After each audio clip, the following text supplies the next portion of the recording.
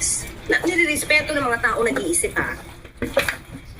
Kasi, sa bawat salita, dapat medyo nagkaroon na ng improvement dito dahil na-realize na yung pala talaga may mga anomalya.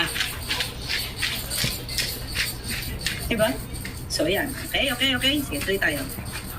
Well, sa tingin ko, yung baha, Ito na. Kasi daw El Nino. Nagsalitaan na naman, di ba? So, saan yung basihan na hindi malakas yung bagsak na ulan? Ito yung sa... hindi ko lang alam kung napanood dito ni Miss Corina. Kasi, iba yung mga tanong niya.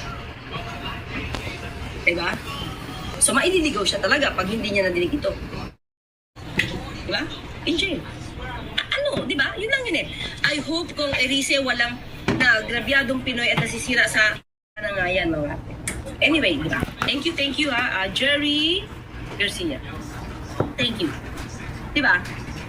Ano ang, saan mo hinugot? Di ba?